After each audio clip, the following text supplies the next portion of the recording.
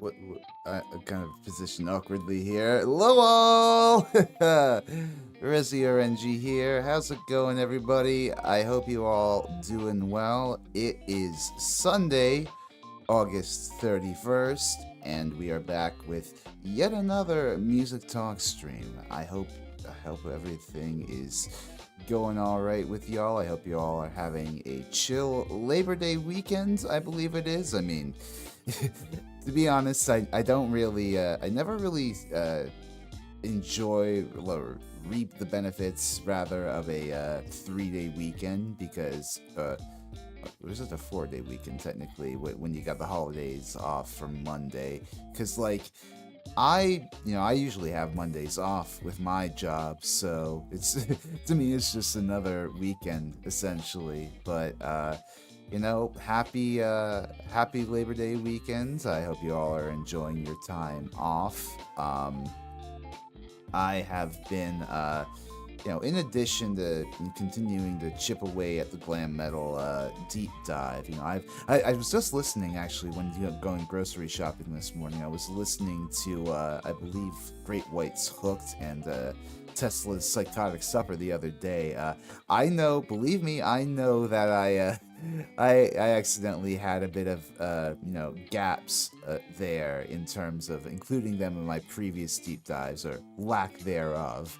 So I'm gonna try to make up for it at least somewhat in this video by talking about them. So Great White fans, Tesla fans, I I hope you're not too offended that I didn't include them in the previous deep dives. I know that is a gap in my glam metal knowledge, I will admit. Um, but other than that, I've been playing Hollow Knight again. With Silk Song announced and being on the way, on September 4th, I decided to purchase it virtually on Steam because they were running a sale. It was half off. Only $7.50 for one of the greatest fucking Metroidvanias of all time. Count me in.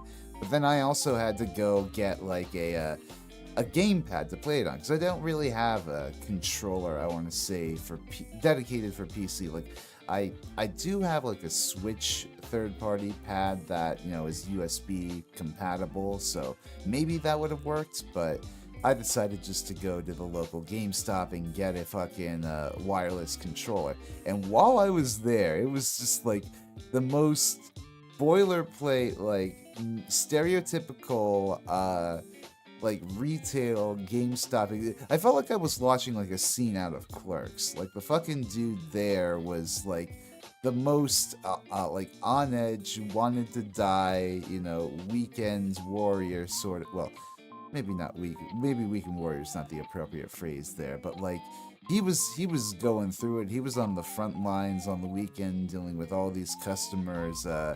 His particular quibbles over trading in and trading games and like exchange rates and all that stuff. It was a whole fucking hassle and a half, and I just got I was tempted to look at some of the more third party options on the wall, but those were like higher up and it was a hassle for him to climb up, and he was already having a bad day, so it was just like, you know what, fuck it, give me one of those used Xbox controllers behind you, and use Xbox One controllers behind you, and it's worked out pretty well for me, I'd say, so far. But that's not music talk. That's just me rambling about what I've been going through lately. Let's get to our guest for the evening, which is another person that I found recently browsing Blue Sky for musicians. Because I'm predominantly active on Blue Sky these days. I still do post on Twitter, but it's mostly just me making snide remarks about drama and bullshit going on in the Vtuber community. I don't like to think of it as representative of my brand as much as it is just me, shit posting into the ether over there. But I found this guy, Studvier. I found him just sort of browsing through Blue Sky and saw he had a really neat aesthetic, demon, fox, ninja, very very anime core right there.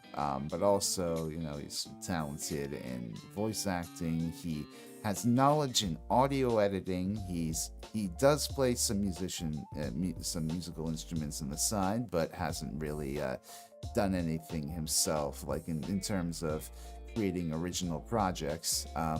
But I am very curious to dig into all that and more from him today. So, would you all please join me in welcoming Stud VA? Stud VA, welcome to the stream. Glad to have you. Hello, hello. Thank you for bringing me here. Well, the way I usually like to start these streams off is opening things up to you because, you know, it's one thing for people to sort of listen to music casually in their daily lives, just sort of adopt it as soundtracks to their moods or events happening into their life. But it's another thing entirely to, you know, still be, you know, in your own internet career, be so involved with audio editing, to have like hobbies in the where you've played in ensembles in the past. You've said you've read sheet music, so like something I like to ask my Yeah. guests starting off is like, what really sparked your passion for music? What really sparked my passion for music was when I was just like a kid. I used to okay, it started out with drawing. Sure. Um um my mom saw that I used to draw a lot as a kid when I was in like either elementary school or middle school. She would get on me for drawing on my school paper cuz school paper's only for school. Yeah. But then she realized that I could probably turn that into a career and enrolled me into a performing arts middle school. Oh. And I would usually browse on YouTube around that time and I saw a bass player named Esperanza Spalding. She is Mm. a well-known bass player and I would watch her videos from time to time. I'm like, I want to play that. I want to play that instrument. Um That's awesome. and yeah, but the thing was that basses are really expensive. Yeah. Back then as well, they were really expensive. The only thing I could get closest to that was a guitar. I Um, see. I see. and I would somewhat play guitar for a couple years, and my middle school didn't really have an orchestra class around that time. Mm. So I'm just like, okay, well, what can I play? And they said, well, you can play in this little ensemble group in your middle school. They need bass players. And I'm like, okay, I'll give it a try. And it started out as a love hate thing because it would take me time to get it, and the instrument Yeah. was much bigger than me. And when I reached high school, I found a deep passion for the bass because it challenged me. The music that was displayed towards me for my ensemble or it was for um solo performance, it Mhm. challenged me. It made me Mhm. want to learn more. It made me want more. So that's why I stuck with bass for a very long time. It made me have a deep passion for music. Um Mhm. Antonin Dvorak, the New World Symphony, Yeah, yeah. that that is my favorite classical piece of all time. I see. Because a little background on that, not only does it express his view of the United States because it was his first time being in there, Right. you can actually get to know how it was like for him and be in his point of view through music. And I Mhm. like music like that. I like being in the view of the musician and the composer. I love it when I play a musician's point of view of certain things. Yeah, yeah. Something I always like to think about when when I remember, you know, Symphony Number 9 is that he threw in so many syncopations specifically because of the influence of African American music on him, like Yeah. going over there. It's cool. Like I love you know, I'm not as passionate into classical music as I was in college when I still in the weeds of studying music theory, and I actually spent a semester abroad in Vienna, which was a whole boatload of fun. But yeah, you just like I love like the fusions as you get closer to the 20th century, getting into the 21st century of classical music with a bunch of other genres. That sort of music has always fascinated me. So you play the upright bass, is that right? Yep, I play upright bass and electric bass guitar. I only Oh, play okay. jazz on the electric bass guitar. I strictly use that for jazz. Yeah, that's fair. Yeah.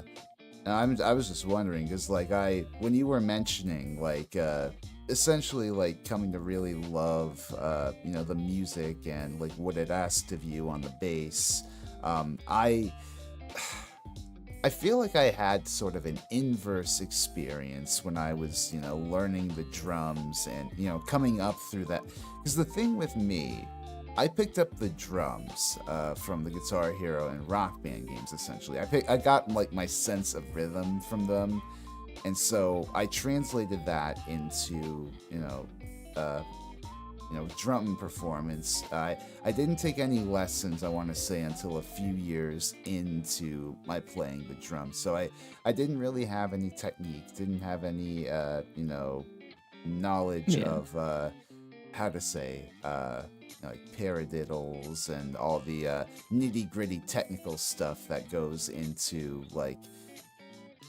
all the stuff that sucks to just sort of practice on your own, but it's essentially for really loosening you up as a drummer.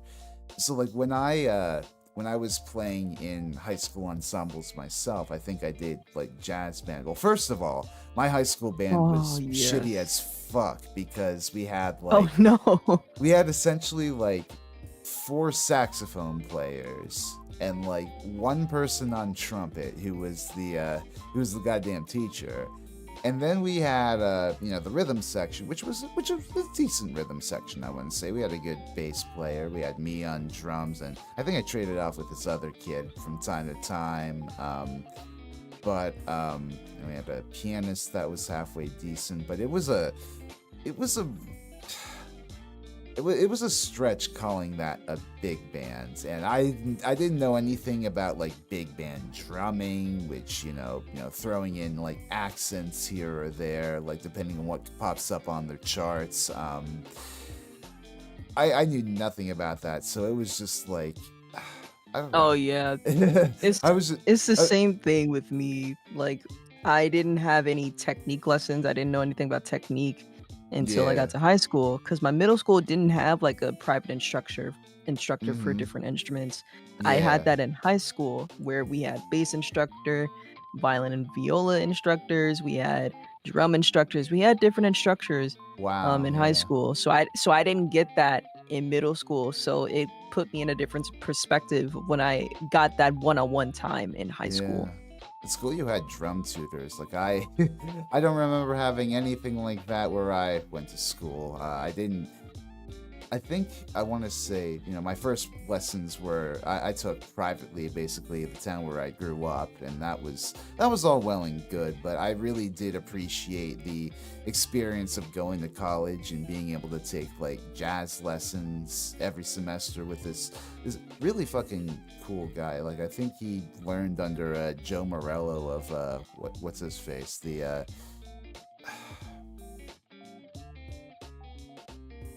who's the guy that did Take Five? Is Dave Brubeck? Yeah, yeah, the drummer from Dave Brubeck's quartet. He that's who taught my drum teacher. Which I really did appreciate getting to learn his insight.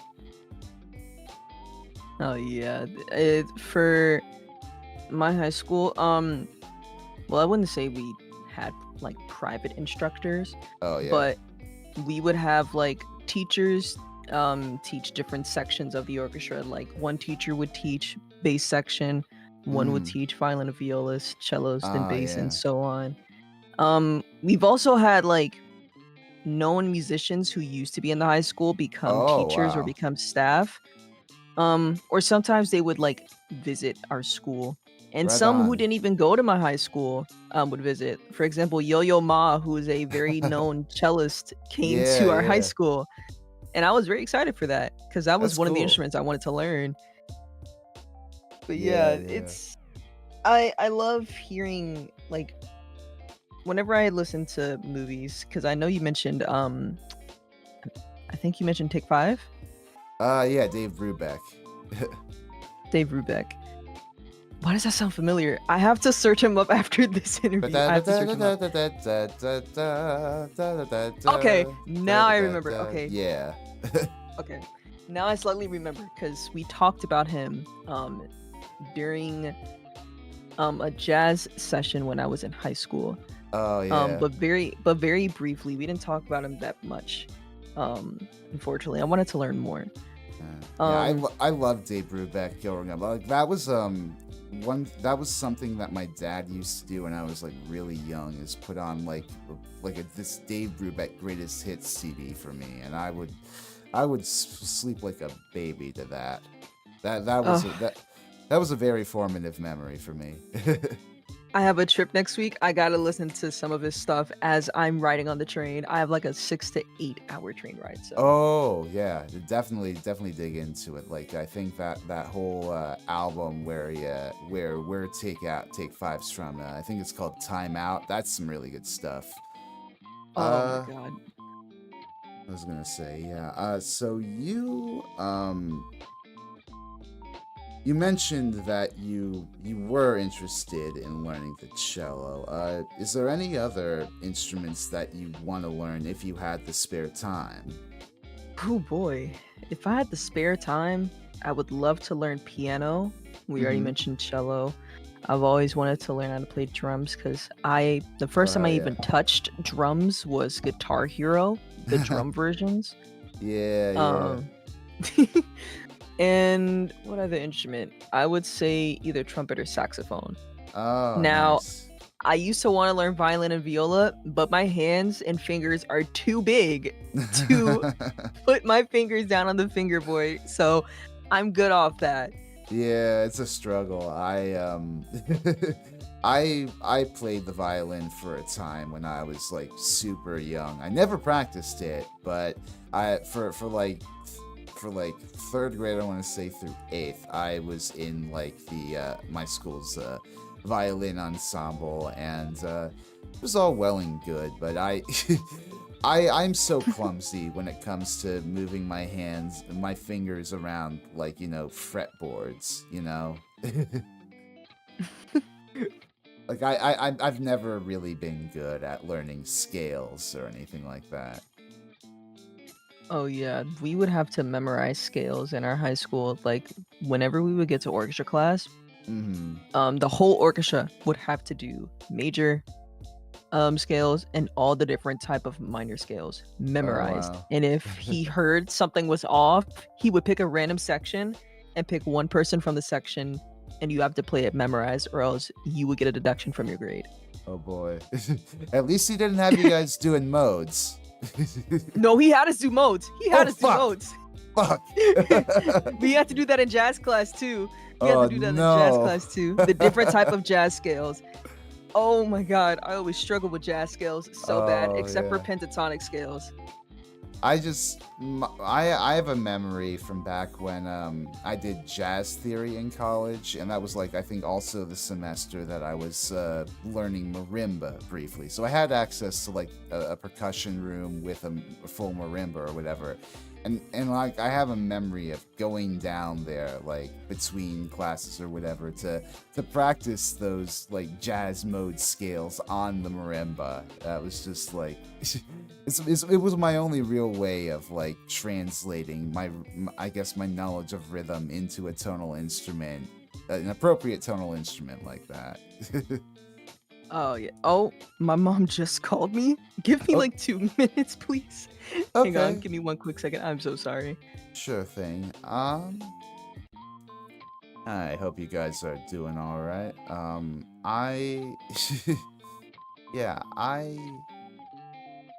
What was I just talking about? My God, I'm a forgetful son of a bitch. Yeah, life has been going pretty decently for me recently. I've still sort of been going through the post-con depression of, not really being in the same space as a whole bunch of really passionate anime fans. But, I'm managing. I I still have a bunch of like prints and posters, or well, that's the same thing. I still have a bunch of prints to sort through and frame from Anime NYC, also from the Giz concert. Like I had this, there was this custom print that I bought that was like for the Forest Hills gig that I want to hang up with all my other Giz stuff too, which I'm looking forward to. Other than that, yeah, I don't know. I've just been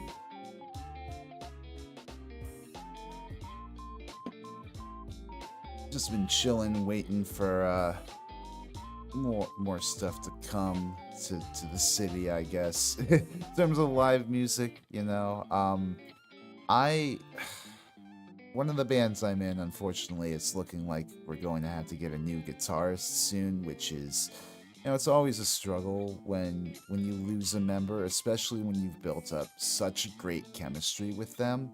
Like this dude we've had for 2 years now, and his style is really fucking interesting. Like he's able to play a lot of really cool technical licks, but he really does shine in like the economics of it all, in the dissonances, in the all the ways that fill in the spaces in between, as pretentious as that sounds. So, I'm really hoping that whoever we're able to get next is somebody that's able to do that. But, what's interesting is that our first guitarist was kind of the reverse of that, where he was very much more like studious in terms of like blues licks and like, the whole rock and roll sort of guitar soloing style. So, I don't know. I'd love to get somebody who's sort of a mix of both. But that's for the future side. We've still got some gigs to play. We've still got like a whole ass EP to mix. It's a very unfortunate thing that we just recorded like another EP with this guitar dude just leaving because, and I mean, he did joke with us, right? He joked with us, if by some miracle this EP manages to blow up, I'll come back and rejoin. But I doubt that's likely by this point. But still, I'm happy for him where he's going next. He's moving to London for work, so who am I to deny somebody trying to escape the shit show that is what's going on in the United States right now. Yeah, I've just been, I don't know, I've just been keeping on and hoping that I can find some peace in my I am back. Oh, welcome back. I hope that was good news, whatever you were talking about. Oh yeah, it was good news. My mom just told me to fix like a peanut butter jelly sandwich for my great grandma. I take care of my great grandma. Okay, very good. So we were talking about instruments, right? Like instruments we were learning. Let's see. I guess kind of branching off of that. So what sort of ensembles, in addition to what you've been doing in school, have you played in? Like, have you done any like community orchestral stuff too? I haven't been able to sign up for those, although I do plan on doing that. I have like a book tab of different orchestra communities I want to sign up for. Oh, very nice. For example, I plan on going back to college for my bachelor's in orchestra music because I already have a bachelor's degree at my college for English literature. Okay. And I'm going to go back to get another bachelor's degree in orchestra. I see. I want to do that as well, but I also want to branch out. I want to be in the Air Force Orchestra. Oh, very interesting. That's what me and my stepdad have talked about for the longest of times. I do want to be a part of that, you have to record a video audition for it. Um, so I tried it when I was like 18, but no, the music was completely out of my knowledge range. So I was Yeah, like, yeah, no, mm-mm. those military bands don't fuck around. Like I'm They surprised. don't. I'm surprised, like the level of talent they consistently employ. Oh my god, they don't play. They really don't play.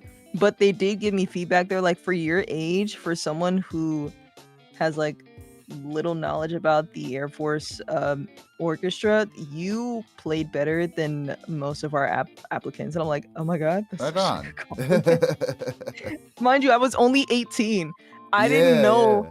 I barely knew anything of what music they put in front of me, because they I think they suggested some music that I should play Yeah. for the audition, and I listened to it. It was, oh boy, it was something I never played before. Yeah. Honestly, I felt that way doing I used to do like choral adjudicate what's it? All state district you know that All sort state of district system. competitions. Yeah, Like that sort of stuff. Like in choir, I used to go to do stuff like that, and Oh yeah. that's probably the where I like encountered some of my most like what the fuck sort of sheet music in my time in my time like reading sheet music in choir and all that, because we would sing stuff like the fucking Carmina Burana. Like I swear there was one whatchamacallit, there was one piece I remember being assigned for, I think it was regional choir, which was like a 3-part medley, like adapting like poems describing like food or something like that, and it was What? chock full of time signatures, very very complicated harmonies, and Oh that, my god. that's the sort of we did- that's the sort of music you live for as a music geek in high school. Yeah, that's what we did in high school too. We didn't we did some all states, but we would mainly travel like out of state. Like for example, New mhm. York, New Orleans. We went to Oh, nice. yeah, it was a high school where we traveled a lot. Yeah, We yeah. traveled to different schools for competitions. Boston, we also traveled to Boston. New Orleans was like the competition that I remember vaguely, where we did a very hard piece. I can't remember what the name of it was, Mhm. but it was to the point where I was sweating through my suit. That's Oh, how man. difficult it was for me. It was for Mardi Gras season 2, so I'm just like, oh damn, Oh, okay. jeez. How much of that was the effort, and how much of that was just the New Orleans climate, do you think? I think it was a little bit of both, because I think we went around spring. Oh, yeah. I think I was a sophomore. I was a sophomore in high school around that time. So I Oh, would say wow. like 2016, 2017. Yeah, I have good memories of like high school music trips too, because we also used to like go to get our bands and orchestras and choirs adjudicated from time to time in places, and we'd always used to go to like theme parks for that. And there was this one year we went to I think it was Cedar Point in Ohio, which I don't know if you've ever been before, but if you haven't, very very neat, out Oh of the yeah, way I've sort of been theme to, park. yeah. Oh, cool. Yeah, Yeah, my friend took me there. My friend like flew me down to Ohio and took me there for like my very first time being over there. Oh, yeah. No, I had a great time at Cedar Point. It's just the thing was we were staying in Sandusky, which Oh, is not a fucking it is not aged gracefully as a Rust Belt town. I'll just say that.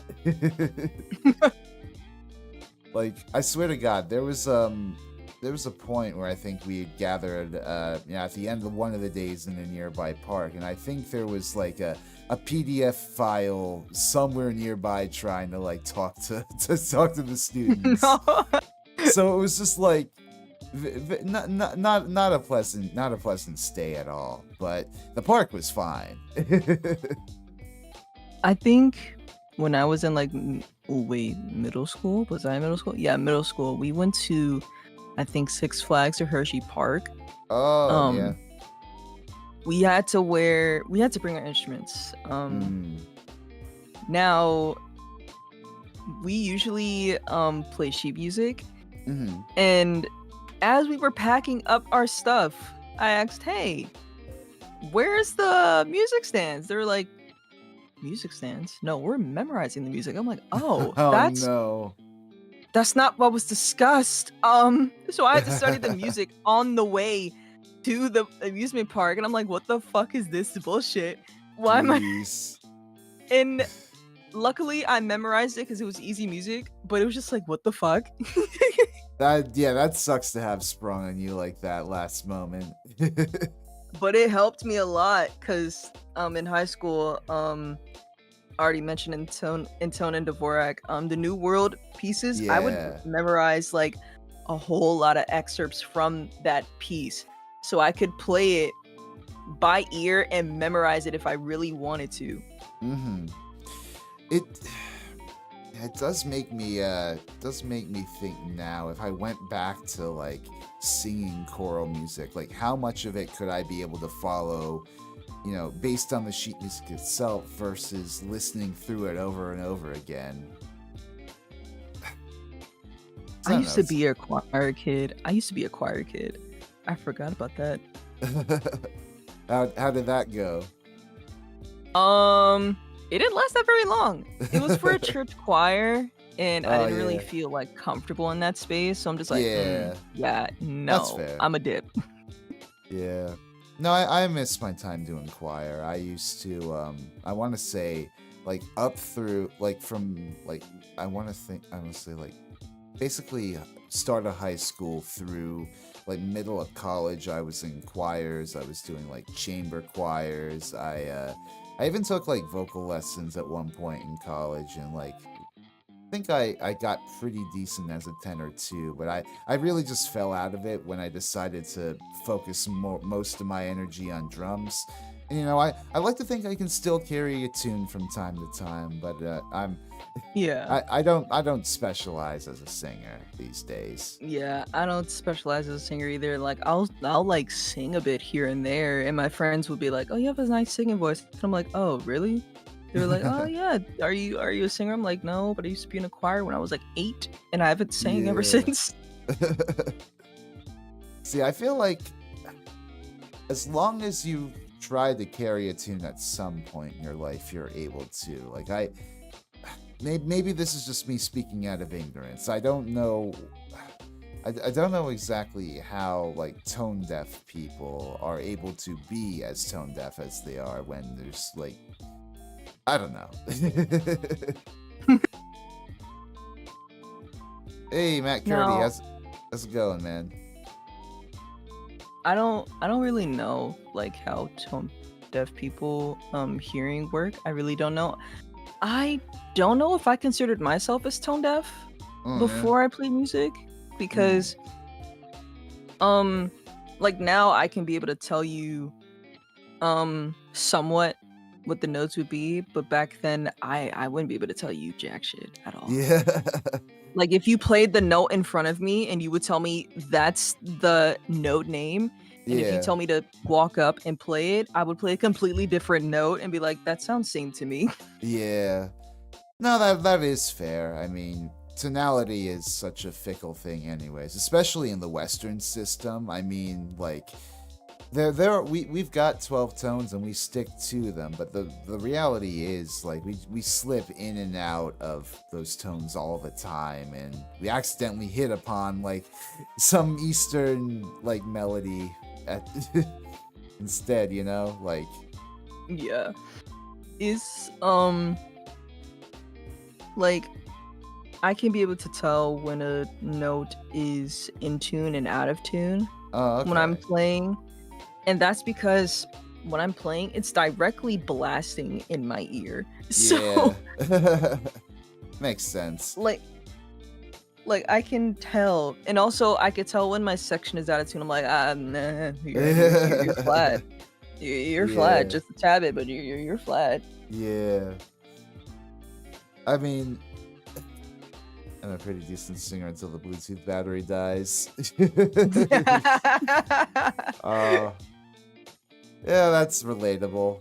I don't sing in the shower nearly as much as I used to. I listen to VTuber streams in the shower. That's my entertainment. I would listen to VTuber streams as I'm getting ready to start up my day. I would Mm, always listen to them as I'm out of the shower. Like, I'm so dead serious. I would have my phone on the sink resting place, and as soon yeah, as I get yeah. out the shower, still like drenched in the shower water, and I would look up a VTuber who's live, press play, and I would get ready as I'm Oh, listening to them. oh, I do that before I get in the shower.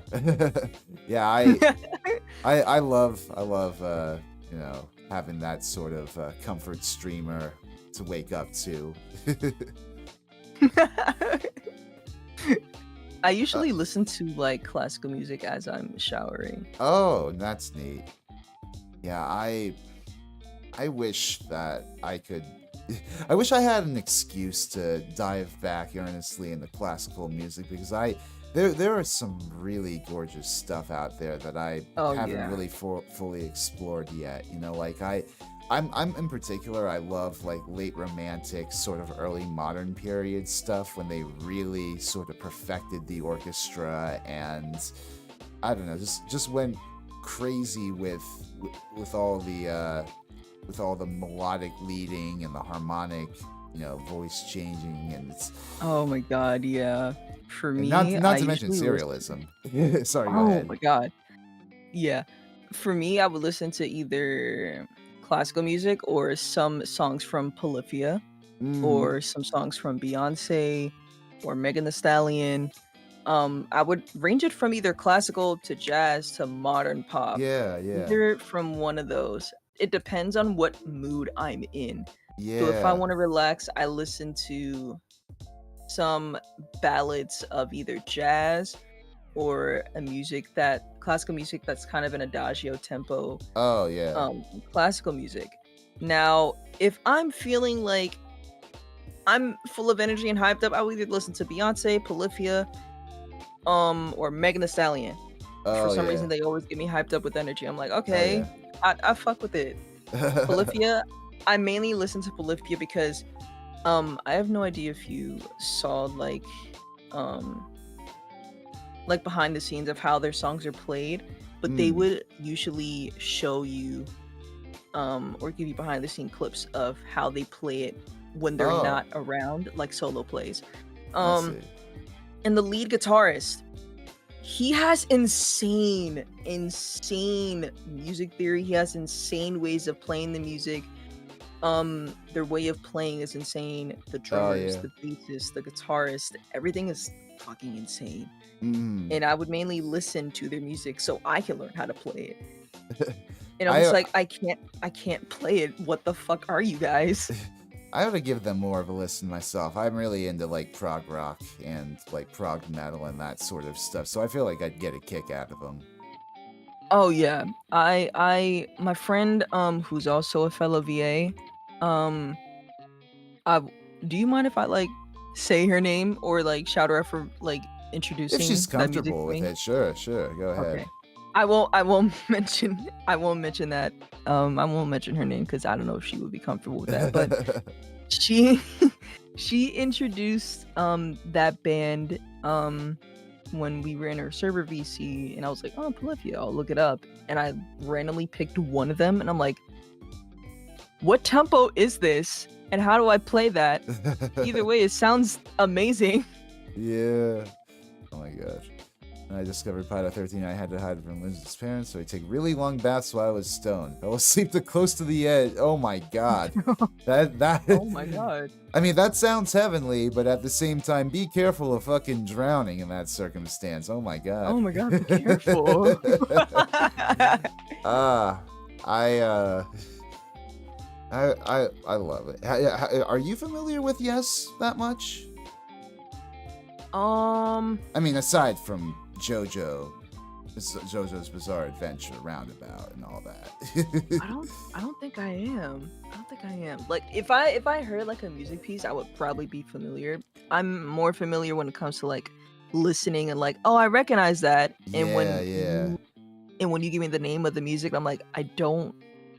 If you play a bit of it, I probably will. They're the ones that did. I'll be the roundabout. The words will make you out and out. You know, have you watched JoJo's Bizarre Adventure before? I've watched a bit of it, Oh, but I okay. don't remember anything from it. Okay, that's fair. That is entirely fair. Yes, though they are a fantastic fucking band in my opinion. They're one of the earliest like progressive rock bands, and like arguably like probably in my opinion they're probably my favorite. And I think a big part of that is just how layered and dense like their harmonies are. Like their vocal harmonies are incredible. Their instrumental layering is sublime. And like, you know, they regularly, like, at least in the early days, they'd have these like side-long epics where it'd be like 15, 20, you know, 24 or something minutes of just like this it's like a tone poem essentially. It's like very, very classical. I mean, maybe not Emerson, Lake and Palmer levels of classical. That's an entirely different story. But they just have some phenomenal music in their catalog. I really love in particular like their albums, the Yes album, Fragile, Close to the Edge. Those are like, in my opinion, the gold standards of prog rock. I will take a listen to them because now that you mention them, now I want to take a listen to them more often. Yeah. But definitely check out like King Crimson too. Like King Crimson's another band that is like super fucking sublime when it comes to all that. Like there's just like so much incredible progressive rock music, especially if like you're a fan of classical. Like there's a lot of musicians from that movement were actively cribbing from like classical musicians. Like Keith Emerson, may he rest in peace. Oh, Keith he, Emerson. Oh he my was god. he was deeply entrenched in that shit. Oh my god. Rest in peace to that man. hmm Let's see. So, long live the bass tone of Chris Squire. Oh my god, I'm so fucking thankful that I got to see Yes live when he was still alive. I mean, granted, by that point he kind of looks like my grandma, but he was talented as shit. I'm gonna say, so yeah, you did mention a few of the artists. You know, we talked, you know, briefly before streaming. You sent me a list of some of your favorite artists, but like, I guess like, what is the hit? How did you develop your taste? Like, was it sort of pop from the start, and then you got into like deeper, more, I don't know. For me, I don't know. Like, my music taste is based off around of how I think it sounds or how it feels to me. hmm Like, recently I discovered, well, not discovered, on Twitter, I usually look on Twitter for, casting calls and stuff, and I was Oh listening yeah. to classical music because I usually listen to classical music as I work. And I'm a VTuber by the name of Kuro, um, K9 Oh yeah. underscore Kuro. He creates music, Oh as yeah. well, and I didn't know that. Um, and Love he Kuro. shared like, yeah, he shared like a clip from his stream of some music that he did. I have it on my Spotify because I save that shit so fucking quick. It's called Mentally Insane. Um, and it sounded completely insane to like the very first listen, but as I repeated it, I'm just like, this actually sounds amazing, and it made me move out of my chair. And I'm like, okay, I fuck with it real heavy. And so, I wasn't really looking for anything specific. I just like music that sounds right to my ears. It will Mm-hmm. make me move out of my chair. It's a kind of And vibe thing, I guess. yeah, either that or if like for jazz, if it makes me have like a stank face, like in a good way, Mm. like Yeah, like a yeah. stink face, I will like the Yeah. music and I will listen to it on repeat. For classical, if it makes me close my eyes and picture what is being viewed as the music is Mm. playing, then like I will love the music. So it's kind of like a Yeah. vibe thing. So it determines on like what kind of music it is for me. Um Mm-hmm. Absolutely. for Beyonce, I will always fuck with her music. Megan Thee Stallion, yeah. I would always fuck with their music. They always make me get up out my chair. So I need to give their music more of a fair shake. I know some of their mostly like the hits or whatever, vaguely, but like I don't know. I've never really given them such a deep dive. I have to respect their work effort though. Like those ladies work fucking hard. oh yeah, absolutely. And for Epic the Musical, I don't know if Oh you've yeah. heard of it before. Yeah. My friends got me into that. Mm. Because we were watching the animatics. I didn't know shit about it, but I know it's based off of, the mythology of it. Yeah. And the music, I was like, okay, I'm going through a roller coaster of emotions. I hate it here that it's making me cry, but it's so nice music. Yeah. Fuck you, whoever made me cry from this music. Yeah. But it was music I loved hearing. I've had like a few guests on by this point who are who are into Epic. I personally myself haven't seen it, but just hearing how visceral of an emotional reaction it's extracted from people, it has me curious. I have to admit. Oh yeah, what got me into it was the animatics. Hmm. Um, I love it when artists create animatics Yeah, of music because they have a vision of what is happening just by them listening to the music, and I absolutely. fucking love that. I love that so much, and I will consensually smooch every artist. I will hug you all. You guys are fucking insane, and I love you all for doing that. Yeah, yeah. No, it's and especially with like a situation like that too, where you don't really have like a visual, an IRL visual like performance of it to compare it to, right? Because Epic Yeah. entirely sprung up out of TikTok. Yeah.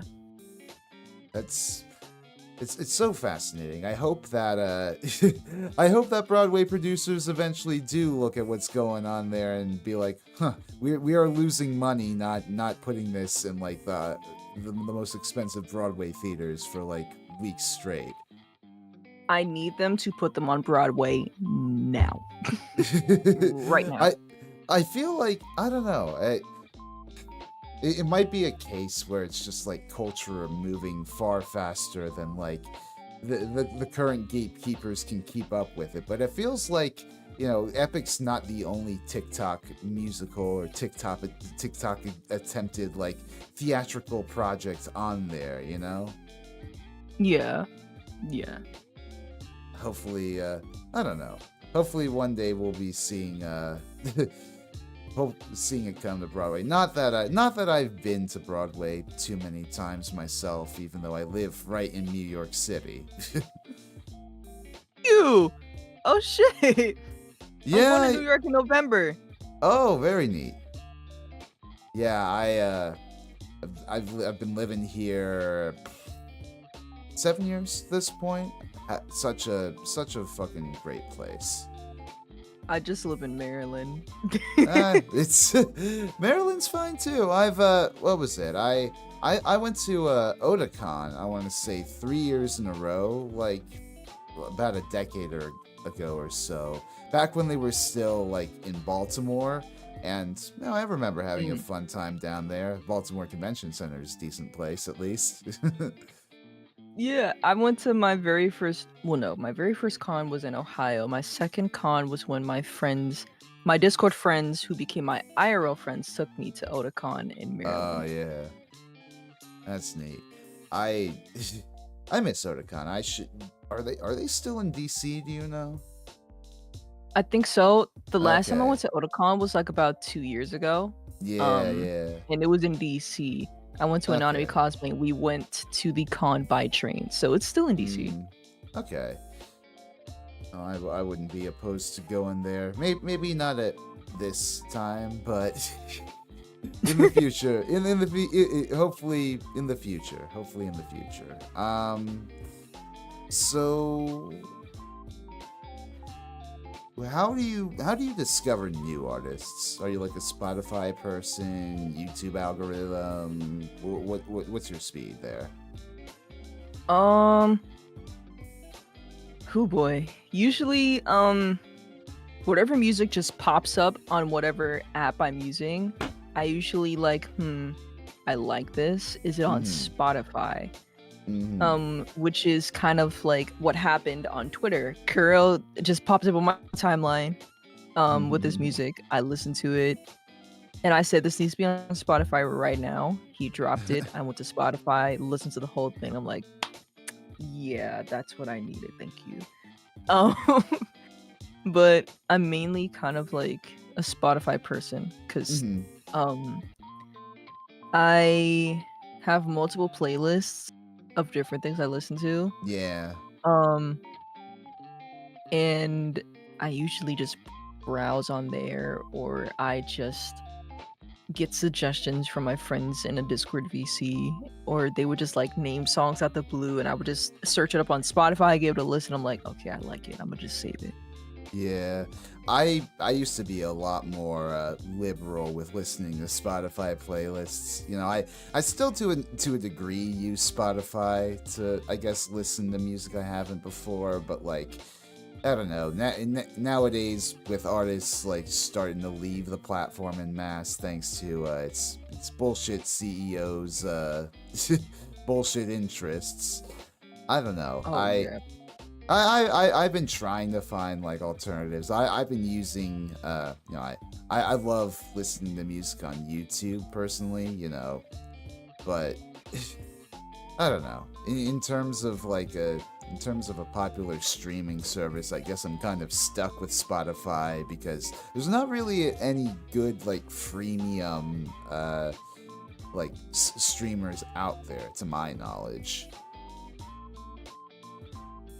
Oh yeah. Like I I only use Spotify um when I'm in the car or like when I'm going on trips nowadays. I used to use Spotify religiously. Oh yeah.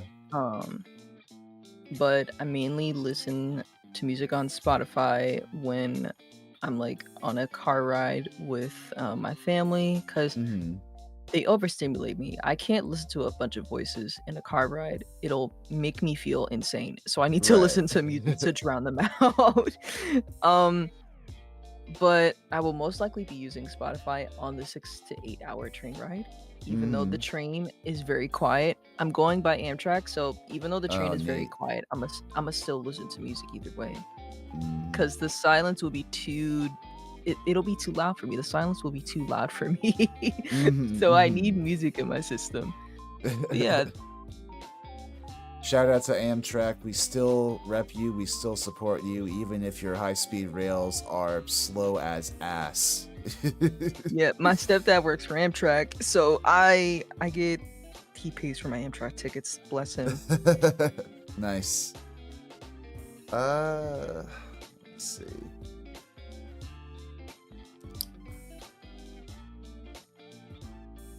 So you do audio edits by commission, just sort of on your own. How did you get Yeah. into doing that?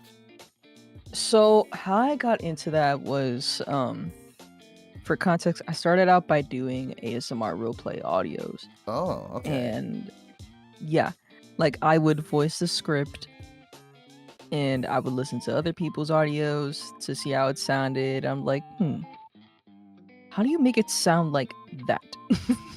So I would ask, and I'm like, how do you make it sound like that? And they like showed me on Audacity, which is a recording software, which is what I use for Oh audio yeah. editing stuff.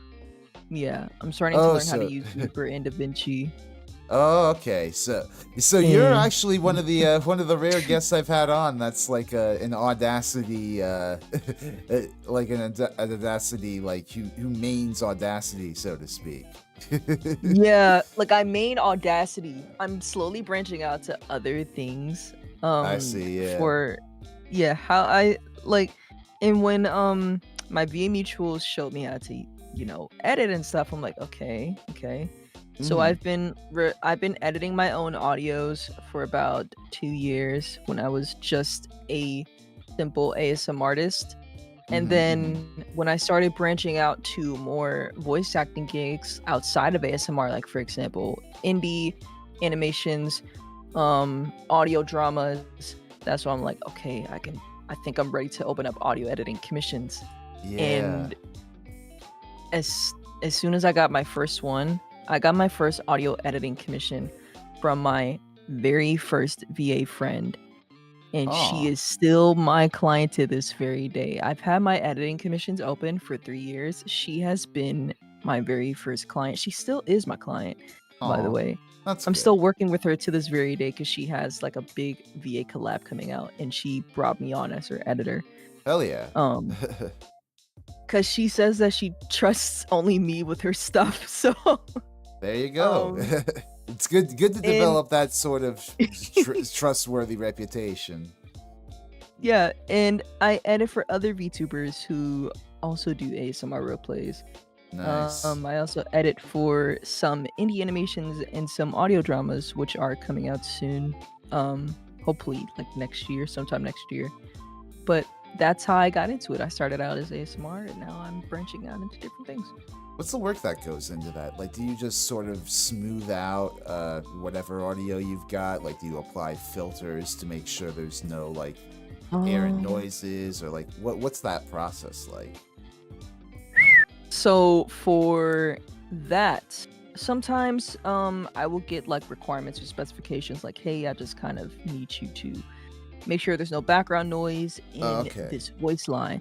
Sometimes they will ask me to design some sounds. Sometimes they will ask me to put in SFX that's already designed. Um, Sometimes they will ask me to do some audio engineering, like spacing out voice lines in a Okay. track. So I can do all types of stuff. If it gets to a point where it sounds like I can't like do anything to it, I would ask the VA to re-record. I'm like, hey, Yeah. you got some explosives in there that I can't take out, so you need to record that. Yeah, I've had to do that before with a producer friend of mine where I sang something for like a cover, and she asked me to do multiple takes because for some reason my fucking microphone kept on like getting really spiky, whenever I whenever I really went for it, it sucks. Oh my god, yeah. I've watched a few YouTube videos on how to do certain things, and it has like taught me. Every time I would take a commission, I would use it as a learning lesson as well. That's good, yeah. Um, yeah, that's how I always thought of a commission as. I don't see it as like a way to get money, because yes, commissions are a way to get money, but Yeah. I would also use it as like I would use it for studying. I Mm-hmm. Yeah. study what is being brought to me, and if there's something new that I normally don't do needs to be added in the audio, I would look it up, try it out, try to tweak it out, and if I Absolutely. mastered it, I learned a new technique. So that's how I view commissions as most of the time. I view it as a study lesson. Right on. Yeah, yeah. It's certainly good to learn on the job like that. By the way, welcome Carl Lindbergh to the stream. Hope you're doing well. Uh what would you say is the most challenging part of that process? Like, because I I do my own Oh editing. god. I do Oh my own god. audio editing time to time, I guess, for my videos. I'm not really, a professional by any means there. I just sort of, just sort of do what I can to, clean it up and make it audible for my viewers. But like, what are some challenges you stumble into when you when you do what you go through your work? I would say the challenging part as of audio editing, uh, either designing or finding the right sound effect that'll fit the Mm, environment for the audio. Sometimes it can be easy, but most of the time if there's like an environment specified in the script, I have to look through multiple SFX websites trying to yeah. figure out what SFX sounds right in that environment. And if I can't find it, I will try to create it myself to the best of my abilities. Do you Um, use royalty-free sound effects? I use royalty-free sound effects, but I also sometimes do pay for it if I really have to. Okay, Um, yeah.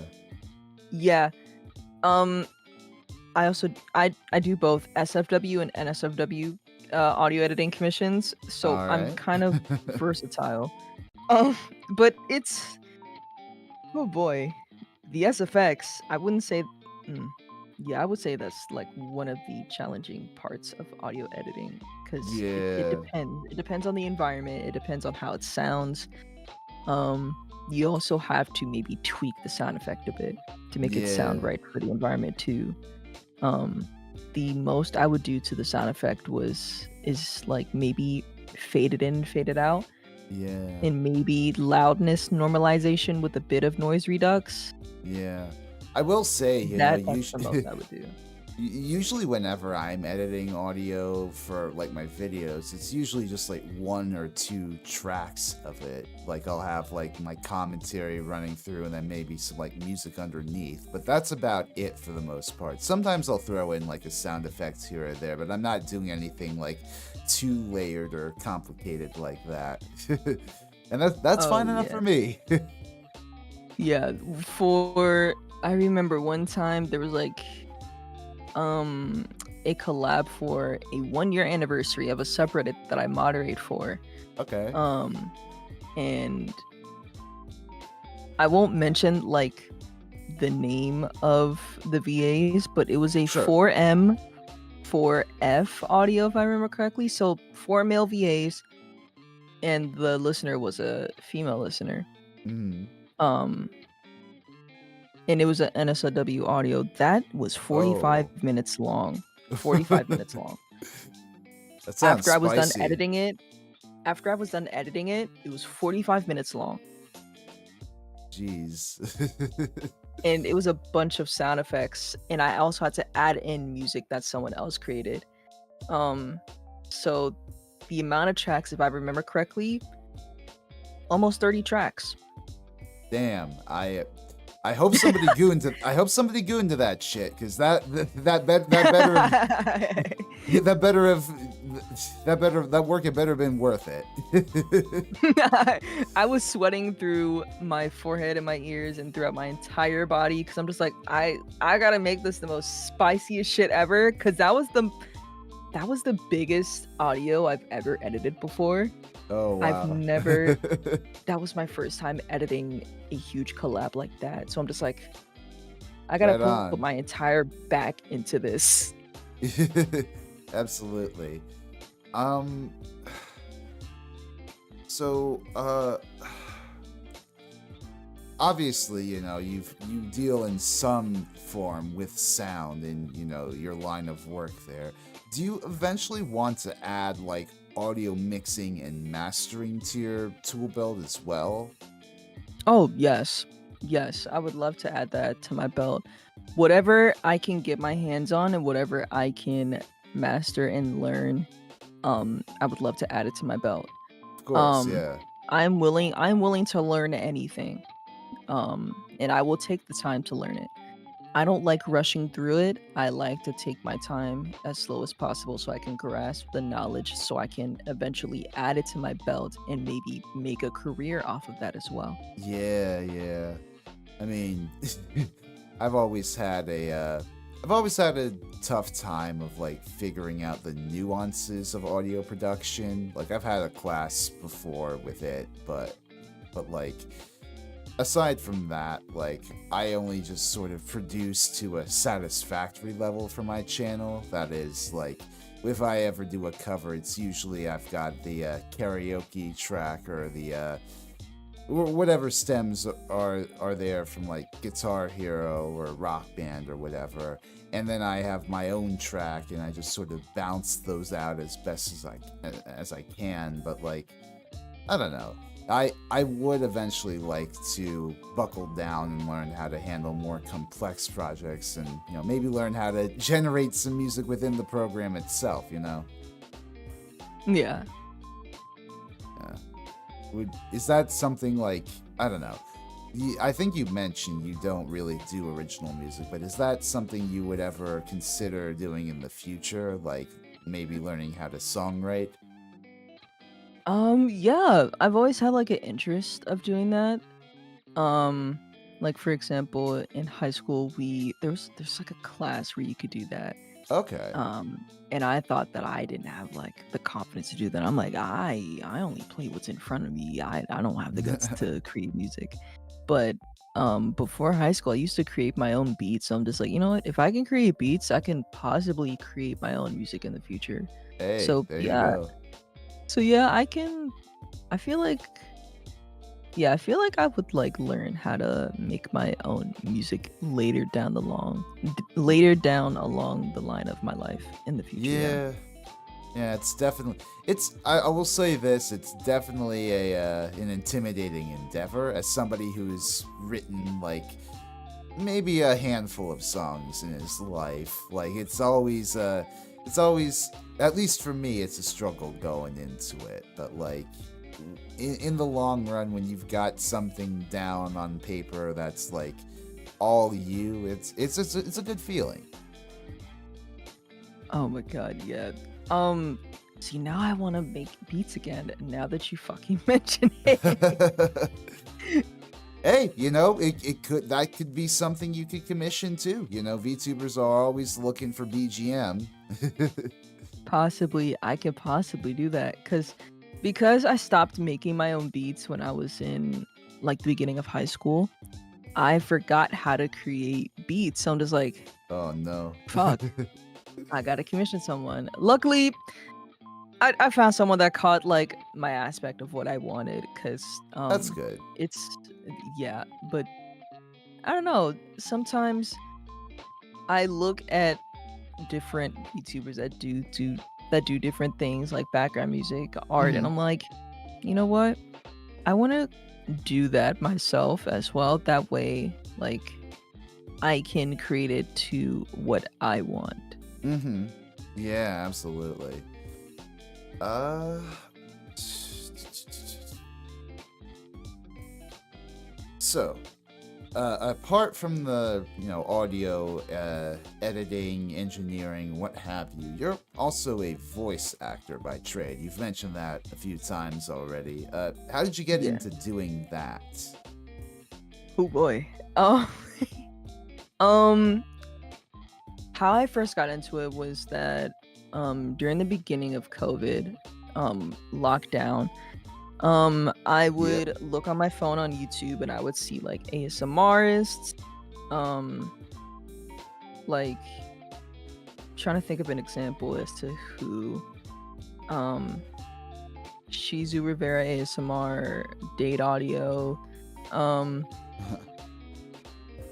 I would also listen to who else did I listen to? It was Miss Wholesome ASMR or Miss Katori? I forgot who I don't else, know but it was anything like a about that scene, so those names are just bouncing off my ears. yeah, it's I listened to a whole plethora of them and I was like, "You know what? Let me try that too." So I did. I gave it a few tries and on my channel you can see like I haven't like done anything with it in a couple of years, but that's because Right. I've been doing things outside of ASMR. Um and I at one point 1 or 2 years later after of doing Mhm. ASMR, I was like, I want to branch out some more. Like I want to do ASMRs, but I want to do more. Mm-hmm. So I tried auditioning for other projects like fan dubs, indie animations, audio dramas, and I didn't have a demo reel at that time, so it was Mm-hmm. kind of harder for me to audition for stuff because I didn't have anything that showed my vocal range. Um, so I landed a few roles, and I think there was a company called All Ages a Geek. Um, Mm.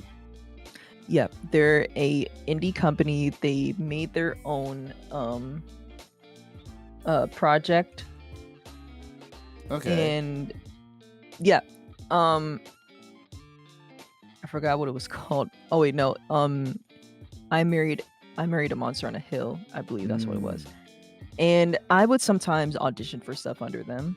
Okay. And I would ask like, "Hey, I don't have a demo reel. Is there like sample lines?" I would audition, and they would pick me every time.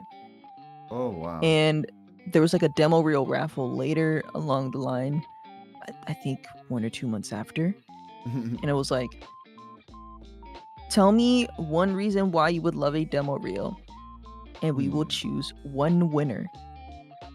And I was like, I applied for this stuff many times and I lost every time, but let me just shoot my shot in there. And my reasoning was I would love a demo reel because I know I have the range to show off for it, but I need help in doing it. And also, people who do not have demo reels have a limited chance of being picked for any castings. Right. Because most castings you need a demo reel to show off your Mm-hmm. range. And if Yeah. you don't have it, they will most likely not pick you. Right. And I typed that, I sent it, I went to bed. Some weeks Mm. pass by, I get a ping on Twitter. And they're like, "Well, since all the reasonings that we saw were so good, we decided to pick more than one winner. So congratulations to all these winners." And I saw my name and I'm like, "What the fuck? I'm a winner of a demo reel." Hell yeah. So we were in the works of the demo reel. I dropped it in January. It got 25 comments, around I think over 100 retweets, over 700 likes, and I'm like, "What the fuck?" Okay. Hell yeah. And I landed a whole bunch of voice acting gigs. For indie animation, I literally voice a trans black kid, and I'm also trans and black. There you And go. it, it landed me a whole bunch of roles that I never thought that I would be able to be picked out for. I didn't Hell have to yeah. audition for I didn't have to audition for most of these roles. Some of the casting directors found me by chance. Wow, that's incredible. Yeah, I and it's amazing. Wait, finish what you were gonna say? I didn't know like social media for voice acting these days was so like interconnected like that, where just by getting like a good demo reel you could build up like buzz like that. That's incredible. Yeah, it's oh my god. And apparently, big voice actors found my account as well. Oh And wow. I didn't know that because I got so many notifs until I looked through every single one. Um, if I remember correctly, and I've been a big fan of him ever since the anime, Belshaber Rusab Jr., who also voices a character from One Piece. Mm-hmm. Baldwin who voices Dog Day and Dr. Sawyer from Poppy Playtime. They both found me Right from on. that. And I was like, I'm freaking the fuck out.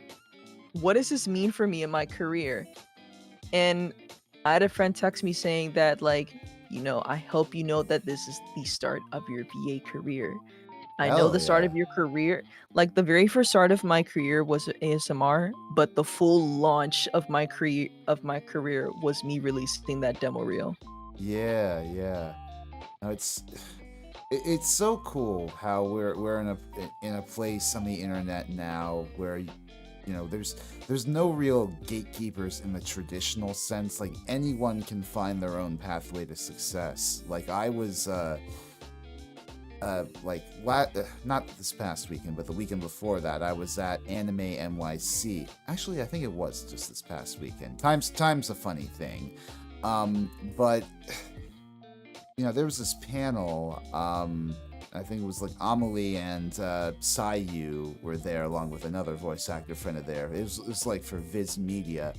And like somebody, I never knew this, but but somebody asked, Amelie to sort of recount her journey. She got started like all the way on YouTube back in 2006.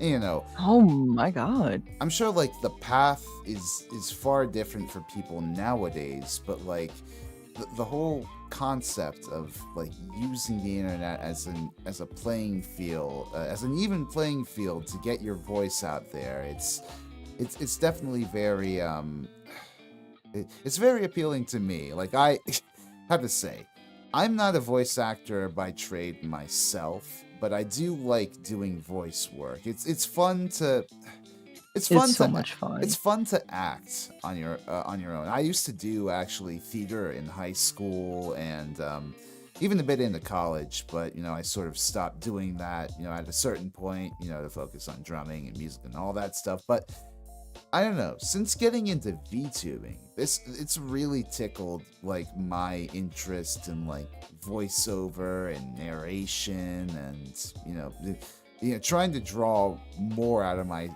voice than just like a dull monotone. And it's been a whole lot of fun doing that. Like I wouldn't say I think I could springboard from doing this into like a full-on voice acting career, but I'm having a lot of fun doing it. Yeah, I even voiced for some of the VTubers, sound alerts, and mascots. Mhm. Um, Now with the VTubing community, like it launched from my demo reel, but the way that my voice acting career launched in the VTubing community sort of was me voicing a little ram mascot for one of my VTubing friends on Reeled, Oh, and cute. I had to I had to think of a voice that would fit him. I didn't get a script of what he should sound like. I just got the lines and she gave me full range of what he should sound like. There you And go. I looked at him and I'm like, he looked like he would have a kid voice. So, hi, my name is Rami. So I would do that voice. And that's how it launched because other VTubers heard of me and they started commissioning me for sound alerts or their Right. mascot. I'm like, I could really make a career out of this. At Yeah, first it was a absolutely. hobby and now I can make a career out of this. Yeah. No, that's right. There's so many different like fucking projects that VTubers are doing that require voices themselves. I think of all those like lore videos that VTubers get commissioned. I could never afford something like that. I don't think. At least not right now. But like, there's so much effort and artistry that goes into those. Yeah. I love it. I love using my voice for different things in different areas and in different spheres. Absolutely. It's it, I love it so much. Um I didn't think I would use my voice for the VTubing sphere. As a matter of fact, I didn't think of that until like I came across a stream and I pressed a sound alert on the streamer's stream and I heard someone's voice. I'm like, you can use someone's voice as a sound alert? And they were like, yeah, I commissioned a VA for that. I'm like, I want to do that. That's fun. I mean, usually when I hear like sound alerts on a VTuber stream, it's their own voice like doing something weird or, or cringe or whatever. But Mm, I don't really find it cringe. I feel like, not cringe in a bad way, cringe in an endearing way. oh, okay, okay. Sorry, I know cringe is a loaded term. I probably should have found something else. No, you're fine. I've always thought of using my own voice, but at the same time, hmm, I'll probably just voice my own redeems. Fuck it, why not? Ah, have free reign over that. Do you think at all there's any synergy between like listening to music and delivering a quality voice acting performance? Like, do you motivate yourself with music at all, or get into a headspace before recording? Oh yeah. For example, I want to say, uh, what's a good example? Oh, there's a indie animation I'm a part of called Neon Chronicles, Oh yeah. where I voice multiple different characters, Mm-hmm. ranging from a child, the child, the child version of the main character, to a woman, to a very deep voiced narrator. Okay. So I have to get myself in a mindset depending on what character and the environment the character is in before I record these lines. Um, for example, if I'm voicing a line where the character is preparing for battle and they're charging at um the enemy or whatever character I'm striking, I have to listen to kind of pumped up music for it. Oh yeah. Now, I have a very specific music that I listen to for that. Mm. Um Mentally Insane is what I had to listen to it because there's a part in the music where there's do you know Five Nights at Freddy's? Um, I know the series. I don't think I know what specific song you're talking about. Oh no, I'm not talking about like the song from Five Nights at Freddy's. There's in the game you can hear Foxy scream when he does a jump scare. Oh yeah. In that in the Mentally Insane song where Kuro did his music in, I can see like a track where and I can hear it where he used Foxy's jump scare scream. And Oh, I'm he like, sampled the jump scare. That's funny. yeah, he sampled the jump scare. And I'm like, I could really use that to get myself in a headspace if I ever need to scream for a character that needs to scream. Mm-hmm. Perfect. And the music gets me in that mindset too, because the beat sounds very chaotic. And I like that. I love it. And Yeah, yeah. there are characters where I have to be kind of crazy and sound kind of crazy and sound violent. I would also listen to that music too to get me in that headspace because the music is literally called Mentally Insane. So I have Mm-hmm. to get myself in that mindset. If I need to get myself in like a happy-go-lucky headspace to voice a happy, exciting scene, I would listen to music that'll get myself in that headspace. So yeah, Mm. I do use music that'll get me in that headspace before recording. That's cool.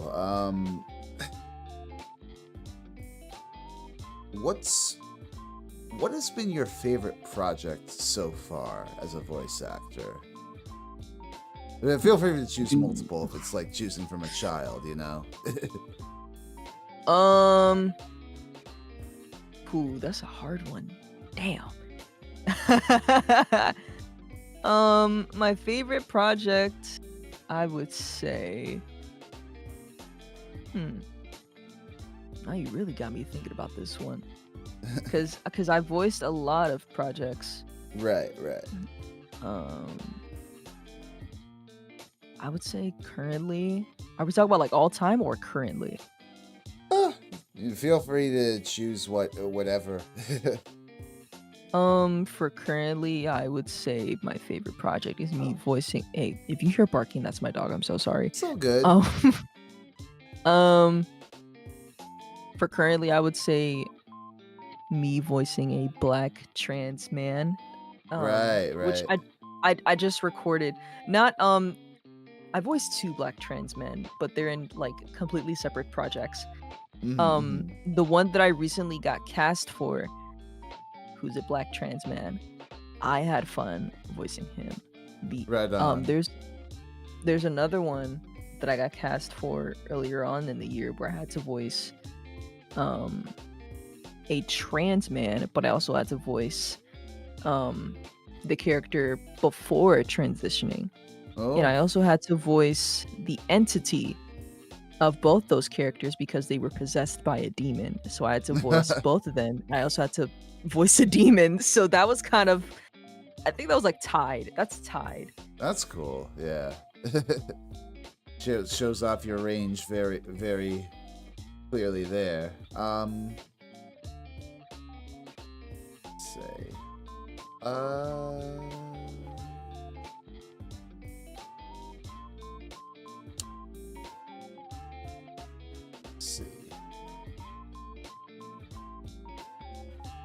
do this. So what inspired you to become a VTuber? Was it sort of like a natural leap from the ASMR stuff, or for the voice acting stuff, or was it something Um, separate from those? what inspired me to be a VTuber? It started out with hmm, that's a really great one, actually. Um, it started out with watching a VTuber a while back, like a couple Mm-hmm. years ago. I want to say, Blaze at Midnight. Mm. Um, she she had like a really cool model. She has a really cool, amazing model. Um, and she seemed like she's a very sweet. Okay, my mic cut out. Jesus. Okay. You're good. She's very sweet. She's very chaotic in her own way, and I love that. Um, Mm. and I don't she's think I've ever also heard of her. oh yeah, like I found her I think sometime earlier in the year or last year, Mm-hmm. I believe. Yeah. Um, I was at first a streamer. I was just a regular streamer. Right. Um, and I used to stream from my Xbox. I didn't know what a VTuber was until like maybe 2, 3 years ago. Okay. And then I saw streamers like Love Mura, Blaze at Midnight, um, Mm-hmm. Nariko Nabi. They're all black VTubers. That's all what I saw. Oh, Black okay. VTubers. Because I didn't see like a lot of black streamers. Mm-hmm. So I would see them. I saw all three of them around that time. And I'm like, I Mm. want to do that.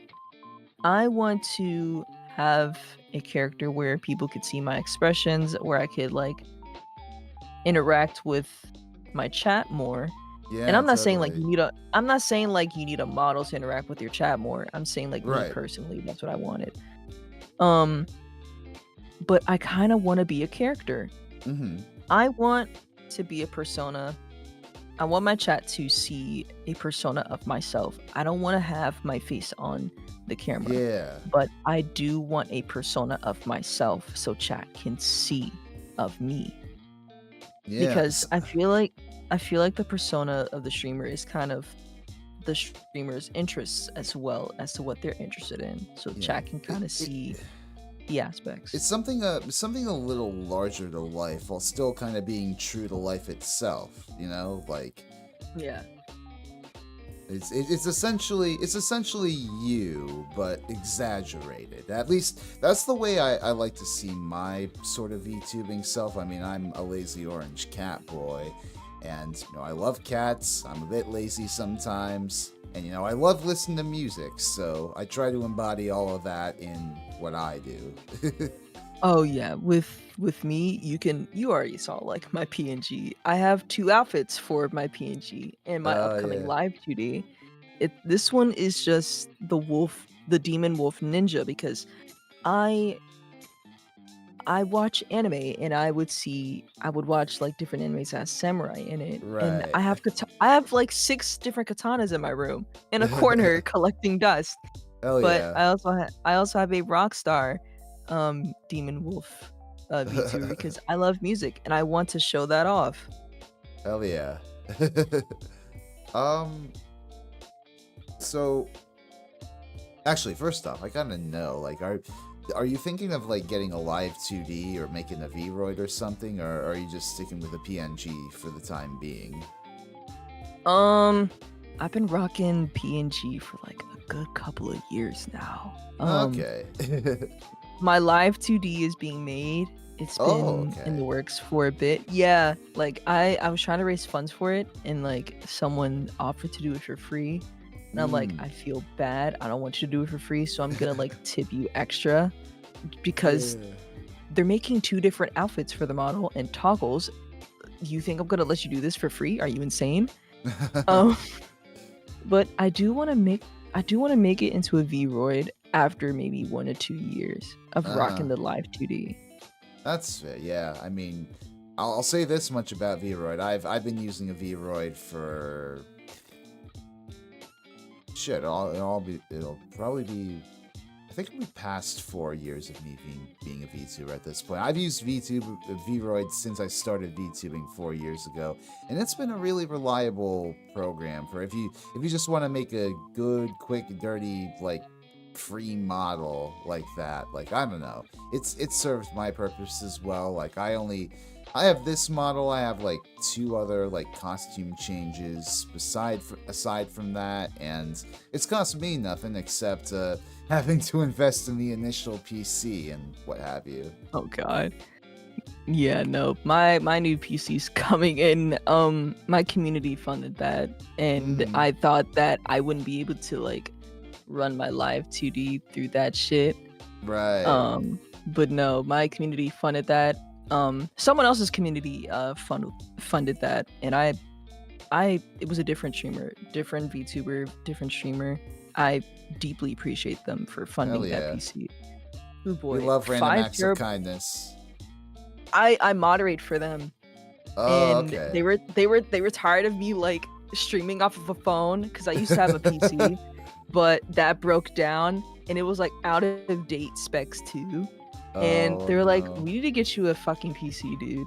And Man. they told me to add a PC on my throne. They were like, "Add a PC that has like enough SSD storage for whatever you want to do and up to date specs, please." And I was like, "Okay, fine, damn." So I just added a PC. It was 32 gigabytes of RAM, 5080 GPU with 5 terabytes of storage because I do a lot of stuff on a PC. Right, right. And they funded it. Hell Their yeah. community funded the PC. There you go. I'm happy to hear that for you. I hope that PC serves you well in the years to come. Uh, that kind of speaking of that, I guess. Like, what do you best like to stream? Are you like a game streamer or like a Zatsudan Hmm. sort of person? Like, what do you like to stream? I usually like to do a variety of things. Like if I want to have like a chill day, I do like, hey, let's do a little audio editing stream. Okay. Or if I want a game, like, hey, let's play a bit of Cyberpunk, let's play a bit of Lethal Company, Hmm. let's play a little bit of what's another game? I play a lot of different games, but Mm-hmm. if I want my chat to see behind the scenes of what I do when I'm voice acting, I'm like, hey, let's record some stuff. Oh yeah, that's cool. Yeah, Uh, so I do like a variety of things. Neat. Have you done like any like music practice streams before? I know like yeah, I'm thinking of like Ren Soto. He's done like bass practice streams before, where he's just sort of jammed to tracks on his bass. Oh, I wish I could do that, but I don't have a bass anymore. I'm trying to Oh, like get a okay. bass. I'm trying to get a bass of my own. It's been a struggle not having a bass of my own for years. Like after I graduated Yeah. high school, I haven't been able to touch my own bass in my own home for Uh, years. But I am looking for basses. I plan on buying one myself. hell yeah. That's So once I buy cool. one, hopefully I will do like music practices on streams. Yeah, that'd be dope. I mean, I for the longest time I've wanted to do something like that, but it'd be a fucking logistical nightmare figuring out how to like properly do it for drums at the very least. I feel okay. Oh wait, the only thing I could possibly do for music streams is play on my electric bass guitar. Oh yeah. But I would have to find a day where my family is not home because I don't like playing my instrument when my family's home. Yeah, I guess it's a nerve. Is it a nerve thing? I don't really know what it is. For some Hmm. reason, I just feel uncomfortable playing when my family's home. Yeah. I mean, I it's feel it's an like understandable feeling. Yeah, I feel like it's because at some point in my life when I was a kid, when I would be practicing, they would force me to play for random guests that I don't even know. Oh And I'm like, yeah. I kind of don't want to. And they were like, oh, just play. And I was forced to play. I'm like, kind of don't want to play when you're around Yeah. now. Yeah, yeah. Uh, that that's understandable. Um, so, um,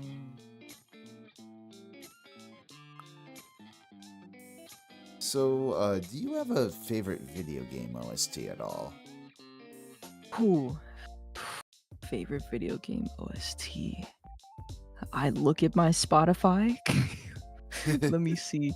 Cause okay, my favorite game is Cyberpunk Okay. 2077, but my favorite OST from Cyberpunk is I really want to stay at your house. Mm, That has got me in my feels so bad mm-hmm. because of the anime. The anime is how I figured out that song, and when I heard it in the video game, I wanted to flip my shit and throw everything in the room Mm, because of the context of that scene. I won't spoil anything in the anime, but okay. just know that it made me upset. Mm.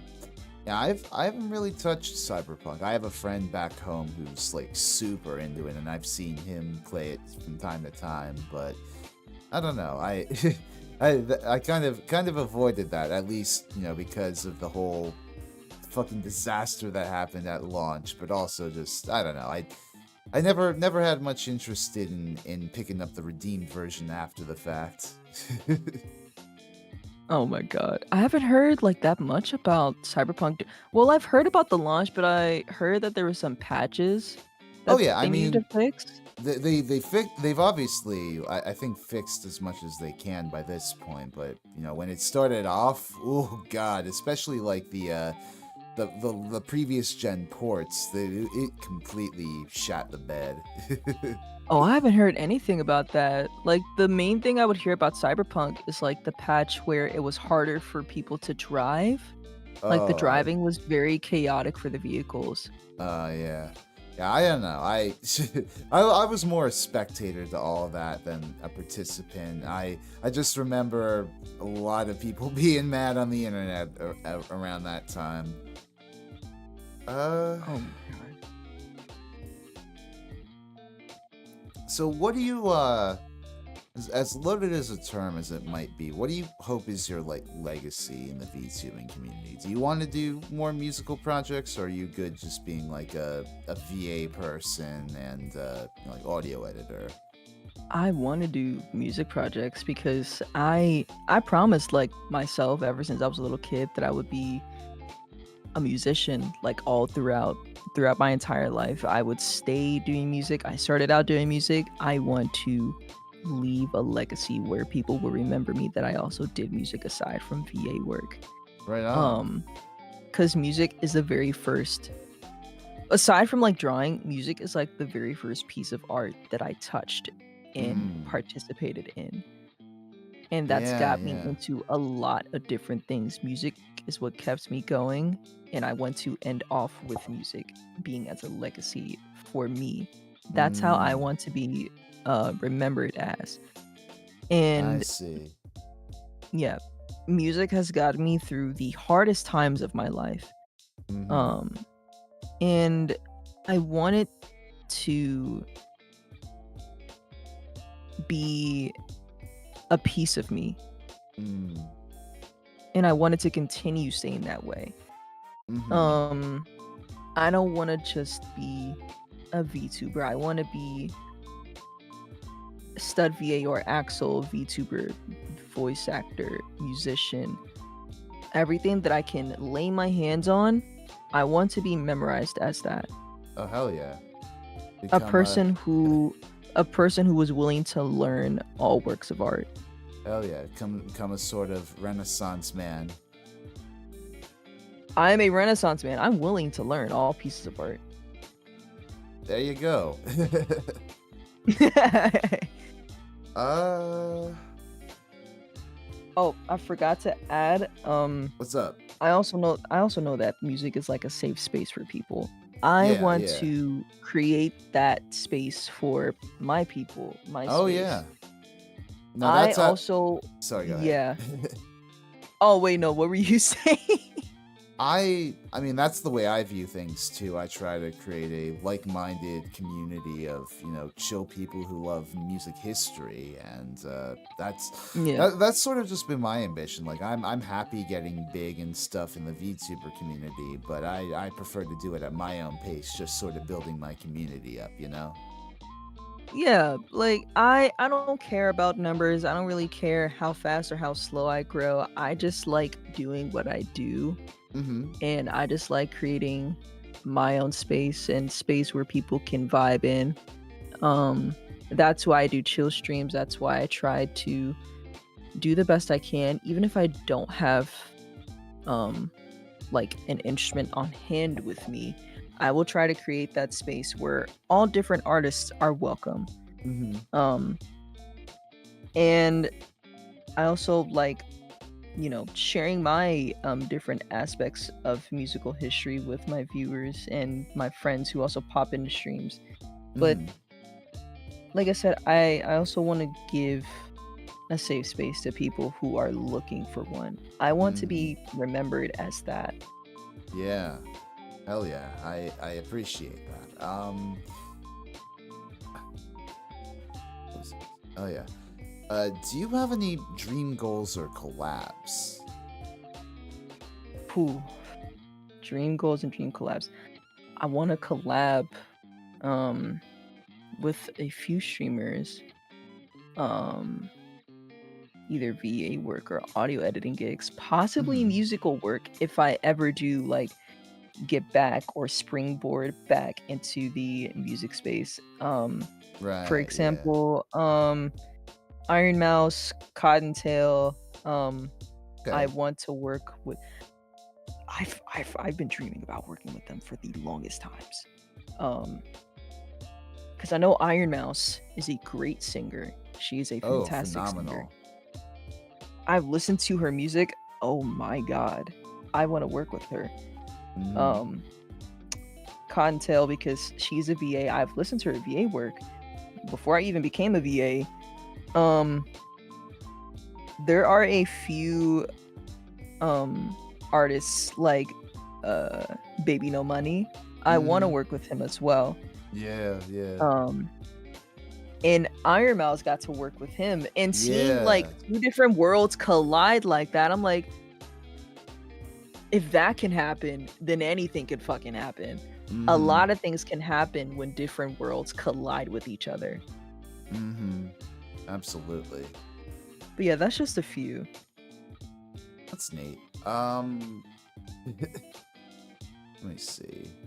Kind of getting close to the end here in terms of questions I've prepared. Have you gone to very many concerts?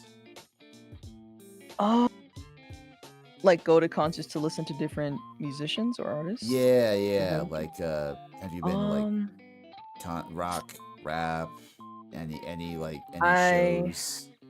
I haven't been to any concerts except for one, which was like a boy band a while back. I think it Okay. was like 2020 or 2021. Hmm. Um, but I do want to go to more. I either want to go to a K-pop concert because some of my Oh friends have yeah. gotten me into K-pop. Mm-hmm. I also wait, no.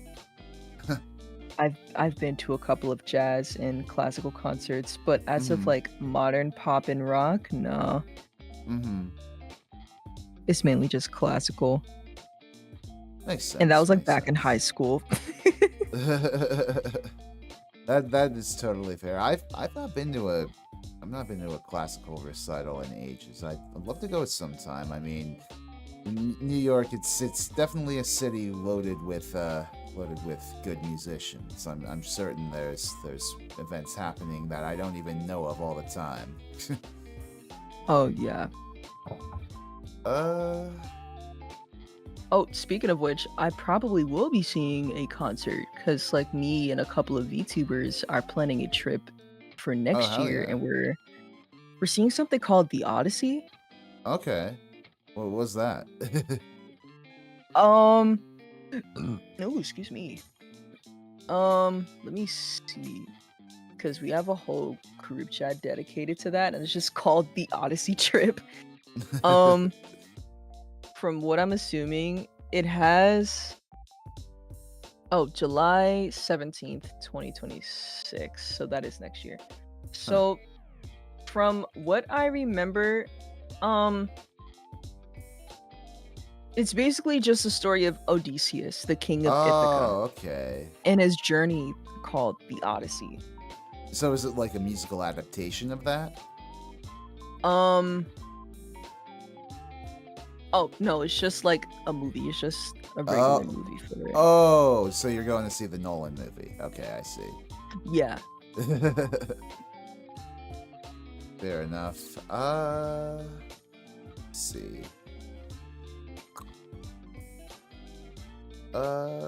Okay. So we're pretty much at the end here. Something I like to leave my streams off on is, with the state of the world being as shit as it is right now, I often wonder of my guests, what sort of music do they like to turn to in times of stress? Like, what do you like to listen to if you're like if you're sad, you're angry, you're mad, you're depressed, and etc. etc. How do you let the negative vibes out? Well, yes, I agree.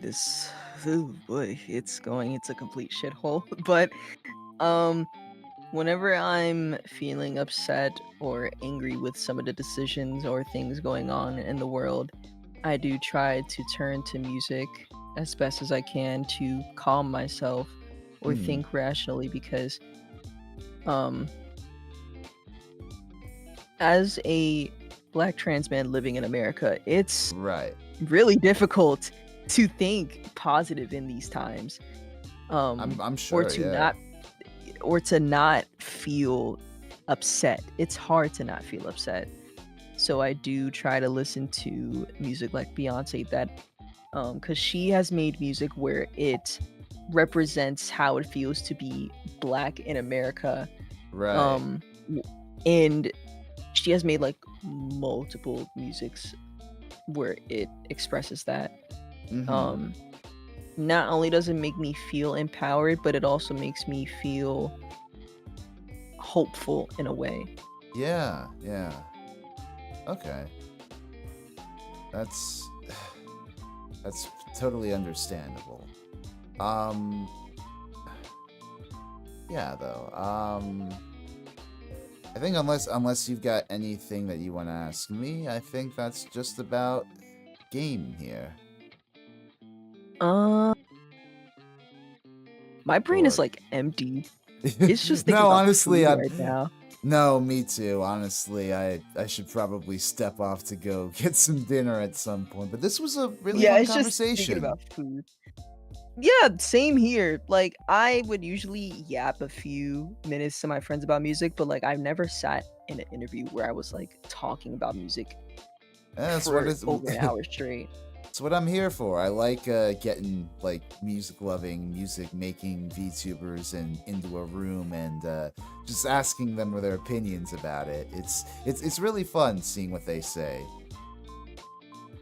Yeah, like, and I love the questions that you had because it really made me sit down and think about, my past and how I got started with like different levels of my career and if I ever wanted to pick music back up in the future of my life.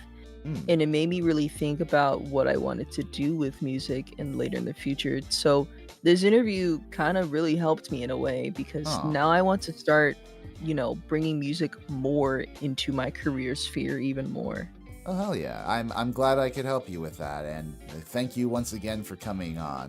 Where can people best find you? People can best find me on Twitter, which is Okay, official underscore stud20, but I'm trying to be more active on Blue Sky. Blue Sky is basically studva.bluesky.social. very good. I'm going to link your Twitter in the chat. If y'all loved Stud VA today, definitely go give them a follow. They seem like very cool people. And if any of you, if there's anybody who has not subscribed to me yet, please do so. Maybe give this stream a like, maybe comment below. All that helps my channel to grow. It supports me in the algorithm, and it allows me to get attention on some of my more ambitious projects like my music history deep dives. But with all that being said, I want to thank y'all for coming to today's stream. Oh, I don't know why my camera is being so. Oh, There we go. Thank you for tuning into today's stream. Let me see. I think I'm gonna go and where am I gonna redirect y'all? Norma's streaming. Let's go to Paranorma's stream. And we are going to, if you want to join me, we are going to jump into her stream and type cat raid. So feel free to join me in that endeavor. But if not, I hope you all have a fantastic night. I hope you're able to, I hope you go, settle down, have a nice sleep, have a nice meal. Whatever it is you're doing tonight, I hope it is wonderful. And yeah. Hopefully I'll have some more news soon, either on my Blue Sky or I'll say it here next week about the deep dive. I'm continuing to make some substantial progress on it, and hopefully I'll have the script out soon. Fingers crossed there. I don't know what soon means in terms of my time scale and the way I get started on things, but I am working at it, and I will deliver. But all that being said, thank y'all for tuning in tonight. I've been Rezi Orenji, and I will see y'all next time. Bye-bye! Bye-bye!